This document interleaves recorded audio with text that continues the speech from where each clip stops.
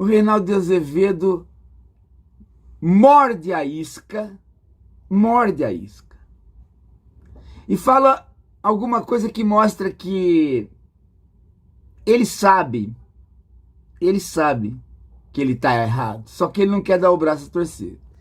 Logo, Bolsonaro vai perceber que a reforma da Previdência não basta para colocar o país no rumo do crescimento e que um governante que tem mais motosserras na língua do que há já em penca, nas florestas afastadas, investidores e ameaça à economia.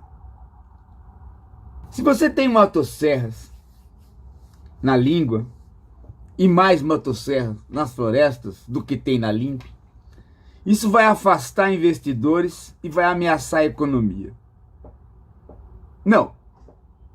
Não é isso. Mas a frase de cima é que revela o quanto Reinaldo de Azevedo sabe que está errado, mas não pode dizer, então vai jogar a culpa no discurso bélico do Bolsonaro. A frase de cima. Logo, Bolsonaro vai perceber que a reforma da Previdência não basta para recolocar o país no rumo do crescimento. Esse é o problema. Os liberais, aqueles que não são tão toscos, que conseguem pelo menos sobreviver mudando de opinião, como o Reinaldo, sabem que eles estavam mentindo quando apostaram tudo na reforma da Previdência. Ele não quer dar o braço a torcer porque ele diz, só a reforma não basta. E aí ele vai jogar a culpa no proselitismo do Bolsonaro. Não. O proselitismo do Bolsonaro não atrapalha em nada o Guedes. Está provado isso. Bolsonaro passou 6 meses xingando, esbravejando, rebolando, né? Só faltou colocar um penacho e sair rebolando, né? O que resolveu? Mudou alguma coisa? O Maia não foi lá e não aprovou a reforma? O Congresso é suficientemente conservador para fazer isso? Não é essa a questão. A reforma, ela é um lixo. Ela é um lixo.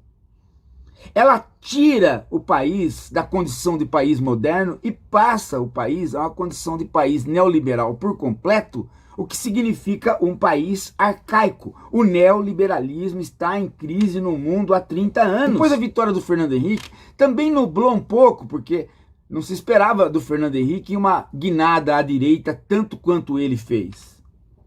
Muito menos se prestou atenção na guinada do próprio Lula em economia.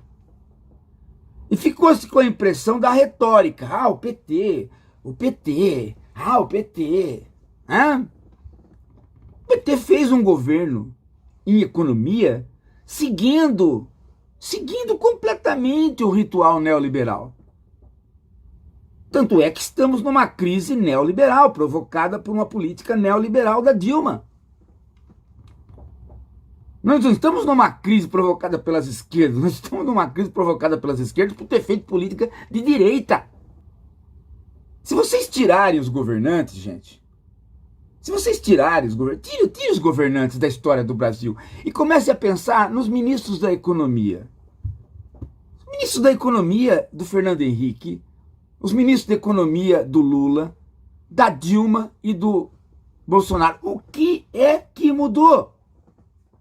Todos eles são variações dos desejos dos banqueiros.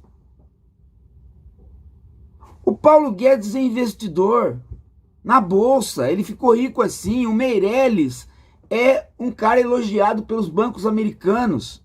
O Levy é o quê? Se nós um dia tivermos algum governo social-democrata, ele tem que ser feito pelo Sayad, pelo Funaro, pelo Bresser Pereira no tempo do Sarney.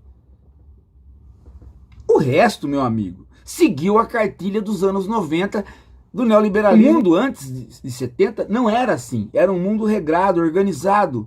É um capitalismo organizado. Mas esse capitalismo organizado, ele deu o que tinha que dar. Ele chegou ao fim por uma razão simples. O estado de bem-estar social se endividou demais para poder conter as lutas socialistas. O dólar passa a ficar os câmbios passam a ficar flutuantes,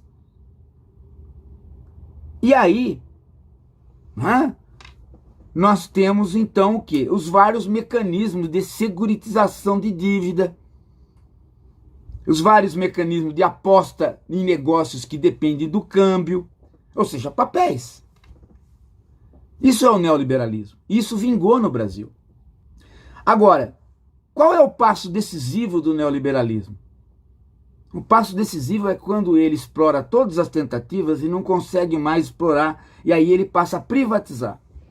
Ele passa a tirar do Estado todos os encargos que o Estado tem para com a população. E localiza todos esses encargos. Ou eles desaparecem ou eles se tornam privados. Se eles não dão lucro, eles desaparecem. Se eles dão lucro, eles se tornam privados. E a Previdência é o caso. A Previdência é exatamente isso o caso. A financeirização levou o próprio Estado a ter dívidas, preso aos bancos.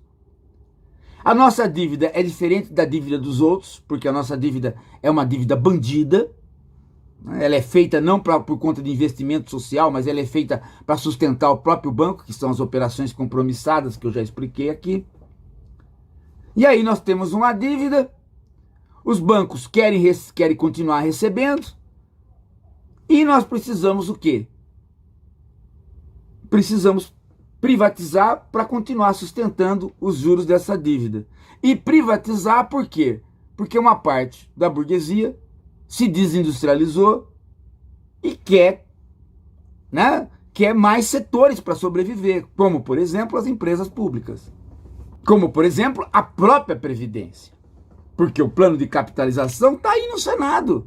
Não sei se vocês viram, mas o Maia falou, eu vou recolocar o plano de capitalização agora na discussão no Senado.